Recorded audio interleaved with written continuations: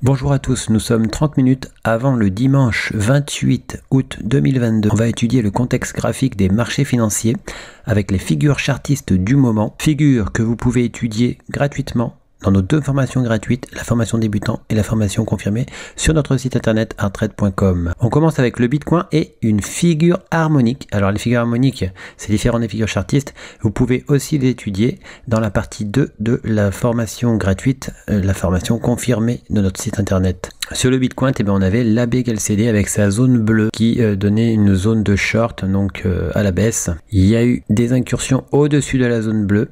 On avait fait un trade tout en haut, rappelez-vous que on avait fermé avec un stop suiveur qui s'était fait toucher par la suite. Et puis on était re-rentré en position hier. Voilà, c'est parti à la hausse. Ça a touché de justesse le point d'entrée et hop, c'est reparti à la baisse. Puis donc on a fait un stop suiveur, donc voilà, on a touché l'objectif de raccourci qui est un endroit particulièrement sensible. Il peut y avoir des retours très dynamiques, des rebonds effectivement très dynamiques autour de l'objectif de raccourci sur les figures harmoniques d'après notre vision des choses. Reportez-vous à la formation confirmée qui est gratuite pour étudier la chose. Revenons sur les figures chartistes, toujours sur le Bitcoin. En H4 on avait toujours le biseau ascendant s'oriente vers son objectif qui est le plus bas de la configuration. Et on a franchi un niveau sensible sur lequel on avait quasiment buté, enfin voilà, juste avant on avait rebondi et on est revenu sur les 20 000. En H4 toujours, on avait repéré aussi un drapeau en plus du biseau. Le niveau sensible, donc ce plus bas, il a été enfoncé et on a rejoint les 20 000 grâce à un drapeau qui a été cassé entre temps. On était entré en position avec 0,18 lot sur le Bitcoin, un stop initial au-dessus de 100 €. C'est descendu, on a fait le stop suiveur, c'est-à-dire le stop de départ, on l'a décalé. Ici, du coup, on est en gain de là jusque là. Si ça devait remonter, toucher le stop suiveur, effectivement ça nous arrêterait dans cette aventure, mais en gain de plus de 164 €, ce qui ferait un ratio d'environ x 2,6. Mais notre objectif reste le bas de la configuration. Si on arrive à s'acheminer jusque là sans encombre, sans toucher le stop suiveur, ça serait pas mal. En H4, donc on a le biseau et le drapeau qui sont combinés, cassure du biseau plus haut, et puis là on hésitait à la cassure du drapeau et on a vraiment cassé le drapeau de façon dynamique. Pas impossible de refaire un pullback sur le drapeau avant de vraiment repartir, mais on peut aussi aller bien sûr tout droit, hein. Et puis il faut noter que le drapeau a des objectifs encore plus baissiers, notamment l'objectif H tout en bas. Alors le petit drapeau, on zoome dessus, effectivement le petit drapeau qu'il y avait avant de casser le plus gros drapeau, on est venu le repréciser parce qu'on n'avait pas le même support qui était moins précis. Quand on fait la parallèle, on trouve deux points très précis et finalement on a cassé ce drapeau qui était plus précis. Et on a fait directement l'objectif H qui correspond, enfin qui est pas loin des 20 000 qu'on a même débordé. Sur le LTC USD, on a atteint, on voit en H1, l'objectif du biseau ascendant le plus bas ici. Et ce qui a pris le relais, c'est ce drapeau. Alors on avait vu un drapeau, il y avait plus un mélange de figures, mais c'était pas très net. Et finalement, on a reconfirmé en fait la parallèle à cette résistance ici. Donc un point, deux points, un point, deux points. On est reparti à la hausse très fort avant de venir casser le drapeau. On a fait l'objectif du bas du drapeau et le demi-objectif H qu'on voit en pointillé ici. Il reste l'objectif H avec l'obstacle par contre de l'objectif du biseau ascendant qu'on avait vu précédemment, qui peut être un obstacle assez sensible, effectivement, prise de bénéfices sur les objectifs chartistes qui peut créer des retournements assez souvent. Donc prudence dans ces zones-là. On a vu prudence aussi sur le Bitcoin à cause des 20 000 qui reste un niveau sensible. Alors sur le Bitcoin, toujours le Bitcoin, LTC USD, on recasse encore le drapeau. On arrive sur une zone jaune là qui est une zone sensible et en même temps ça forme une sorte d'épaule tête-épaule et on n'a pas de point de repère pour la ligne des épaules. Donc c'est une épaule tête-épaule, point d'interrogation, voilà. On attendra plutôt de voir ce qui va se passer puisqu'on est quand même dans un endroit sensible, puisque on a du mal à franchir le plus bas, le dernier plus bas qu'on avait fait après les premières cassures du drapeau, et on a du mal à franchir ce niveau. Donc interrogation, zone sensible vraiment sur le Bitcoin aussi. À noter que un scénario au contraire serait finalement une reprise de la hausse pour aller vers l'objectif du triangle symétrique vert qui a le même support que le drapeau Sur l'Ethereum maintenant, on s'aperçoit qu'on a fait le demi-objectif de la tasse avec anse retournée. On avait cassé cette tasse et on a fait une hésitation en drapeau et on a cassé aussi le drapeau. On avait repéré ce drapeau, on vous l'avait proposé. Ce drapeau, il est situé ici aussi, c'est-à-dire c'était une hésitation autour de la cassure du gros drapeau qu'on avait repéré. Un drapeau plus gros en vert. Voilà, et on a réussi à franchir le plus bas d'après la première cassure, hein, ce niveau qu'on avait eu du mal à franchir, on l'a franchi. Si on zoome sur le drapeau rose, eh bien, on s'aperçoit, on vous l'avait proposé, on était encore à l'intérieur, on a fini par le casser, par faire un pullback, et puis paf, on est allé directement au demi-objectif, on est allé directement sur le bas du drapeau, et on a fait l'objectif H aussi, donc on a fait tous les objectifs du drapeau directement finalement. Alors sur le marché du gold, on avait donc le biseau ascendant qui avait cassé la baisse, on s'oriente vers l'objectif de la figure le plus bas. Entre temps on avait fait la tasse avec anse retournée, sa ligne du coup ici, une autre tasse avec anse retournée, la ligne du coup en jaune ici.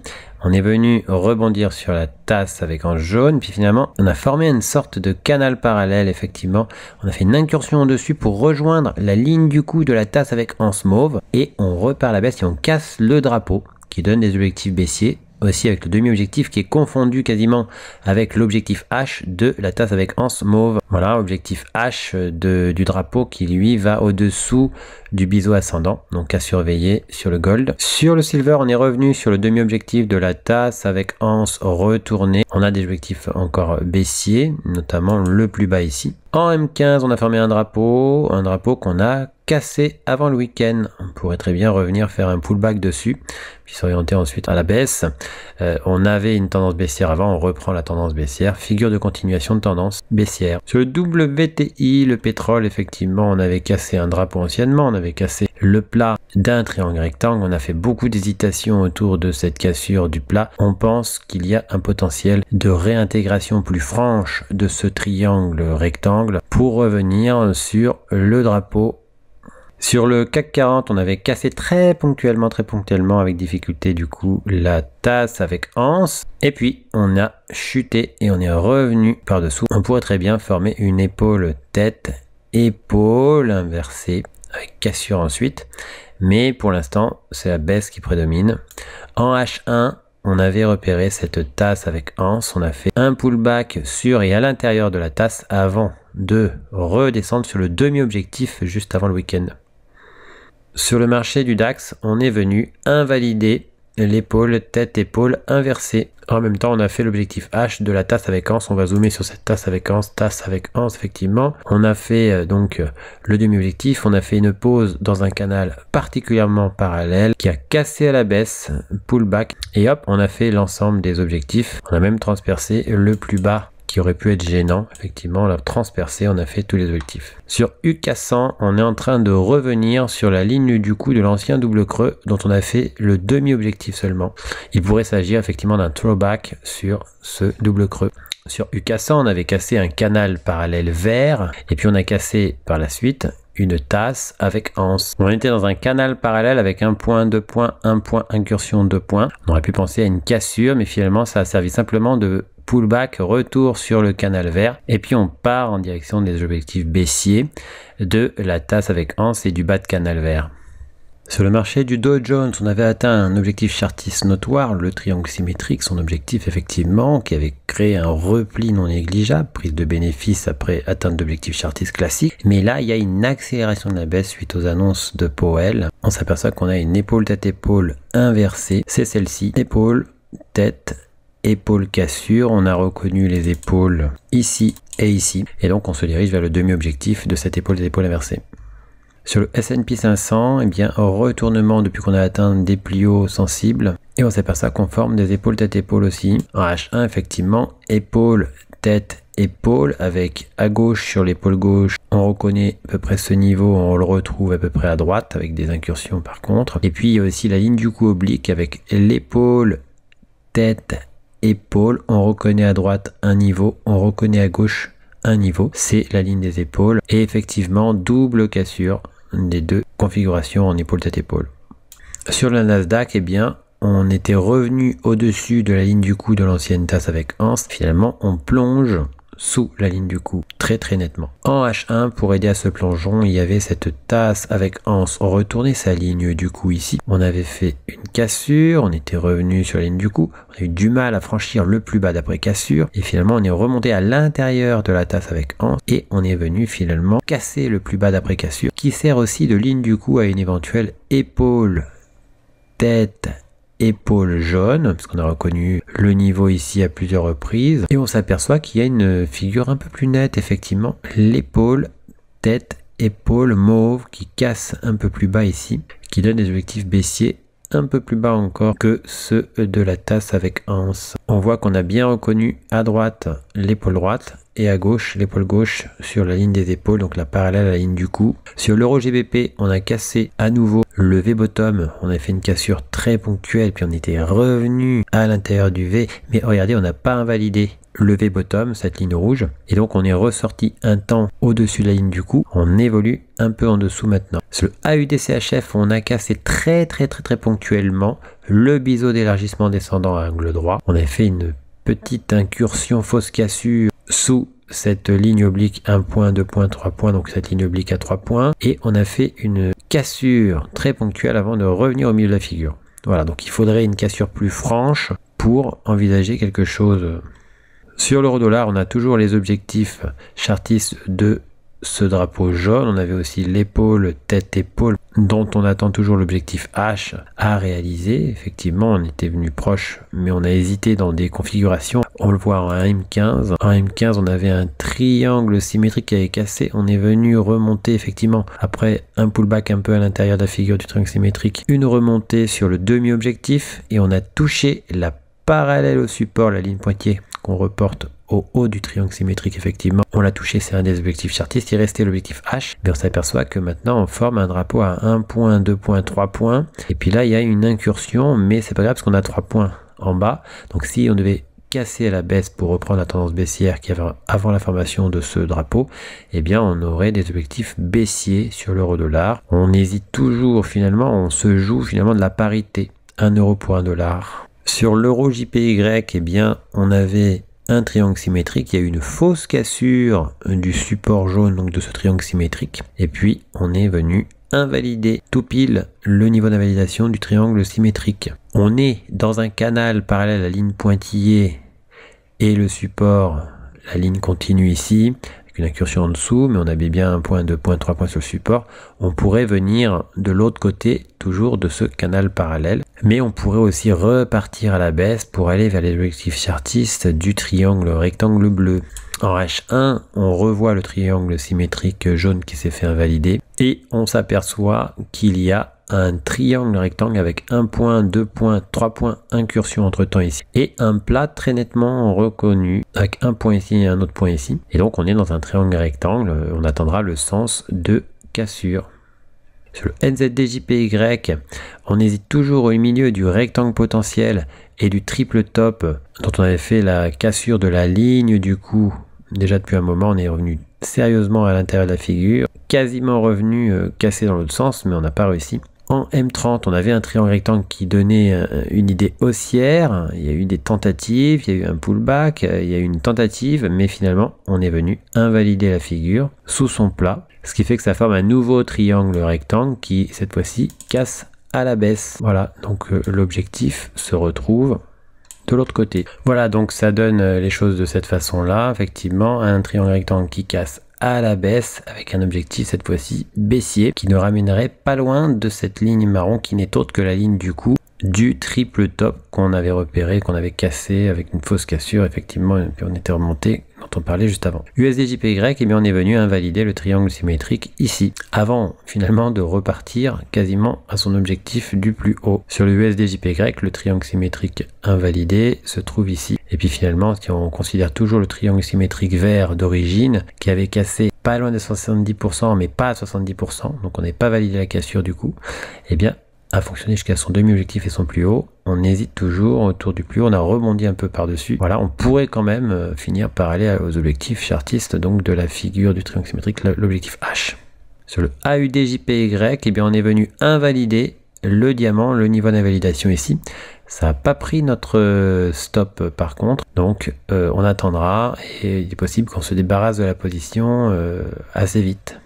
Sur le CAD CHF, on avait cassé un canal vert, on est venu rebondir sur l'ancien plat ici du triangle rectangle d'origine dont on avait déjà fait l'objectif H, et on revient en redescendant, là on revient sur la ligne du coup de l'ancien double creux qu'on avait repéré, on a fait le demi-objectif, on revient sur sa ligne du coup. En parallèle à ça, on peut s'apercevoir qu'on a une tasse avec anse, avec sa ligne du coup comme ceci, et on est venu casser la ligne du coup à 2 reprises ponctuellement. En H4, on s'aperçoit qu'on avait cassé un biseau d'élargissement descendant avec 1 point, 2 points, 3 points, même un petit quatrième et puis cassure, et on revient à l'intérieur de la figure.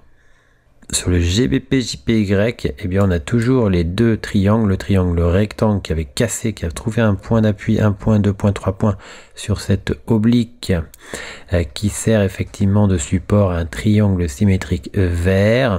Si on devait casser le triangle symétrique vert à la baisse, eh bien effectivement on peut positionner un objectif chartiste, etc. Si on le casse à la hausse, c'est pas bon parce que effectivement on n'a que 2 points, c'est pas très précis. Donc à moins qu'il y ait une reprécision, imaginez on remonte, on reprécise la résistance. Et dans ce cas-là, après une cassure peut être intéressante. Pour l'instant, eh bien, on est toujours autour de la cassure du triangle rectangle. À noter que les deux triangles sont en train de reposer sur cette ligne bleue qui est l'ancienne ligne du coup d'un double creux weekly. Sur l'euro AUD, on avait effectivement rejoint l'objectif H précisément, comme souvent, sur le biseau d'élargissement ascendant. Et un rebond, donc on voit les prises de bénéfices sur les objectifs chartistes notoires. Voilà, un rebond très net. En H4 sur cet euro AUD, eh bien on s'aperçoit qu'on est dans une parallèle parfaite, canal parallèle, avec 1 point, 2 points, 1 point, 2 points, petite incursion ici, puis on repart dans l'autre sens. Donc on pourrait très bien revenir de l'autre côté. Et c'est vrai qu'on a atteint aussi l'objectif chartiste du bas de triangle rectangle qu'on avait déjà depuis un moment avec la cassure ici. Sur l'euro CAD, on avait cassé un triangle rectangle depuis longtemps. On a fait un canal parallèle à 1 point, 2 points, 3 points au-dessus et puis 2 points en dessous. Cassure en dessous, mais finalement, fausse cassure et intégration du canal. C'est pas impossible qu'on revienne de l'autre côté du canal. Sur l'USD CAD, on avait rebondi aux abords du triangle symétrique. Eh bien, ce triangle symétrique est toujours valide. On pourrait s'orienter vers ces objectifs chartistes, effectivement. Sur le GBP AUD, on est revenu sur le plus bas ici, la ligne jaune, le niveau jaune, plus bas d'après cassure du rectangle de continuation. Il n'est pas impossible qu'on revienne sur le rectangle de continuation pour éventuellement le reconfirmer avant de repartir dans le sens de la tendance qui précédait la formation du rectangle de continuation. Sur le GBP/NZD, on revient sur l'ancienne ligne du coup du triple top qu'on avait repéré.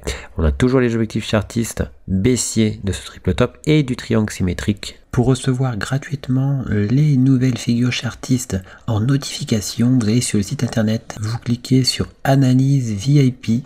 Une fois que vous êtes sur Analyse VIP, vous cliquez sur S'abonner et puis vous n'aurez plus qu'à vous inscrire. Ici, vous mettez un mail, un mot de passe, vous indiquez que vous n'êtes pas un robot et vous mettez s'inscrire. Vous serez alors abonné, vous recevrez toutes les notifications des nouvelles figures trouvées, que ce soit les figures chartistes ou les figures harmoniques. Figures que vous pouvez étudier gratuitement dans nos 2 formations gratuites, le niveau débutant et le niveau confirmé. On a encore 3 autres niveaux qui eux sont payants. En cliquant sur figures chartistes, vous arrivez sur la liste des figures chartistes du moment que l'on a posté. Vous retrouvez aussi les vidéos concernant les analyses chartistes du moment. N'hésitez pas à venir aussi nous découvrir sur notre blog, tout en haut ici, blog. Vous y trouverez nos derniers posts, les défis Art Trade, ainsi que toutes les nouvelles Art Trade. À bientôt sur notre site arttrade.com.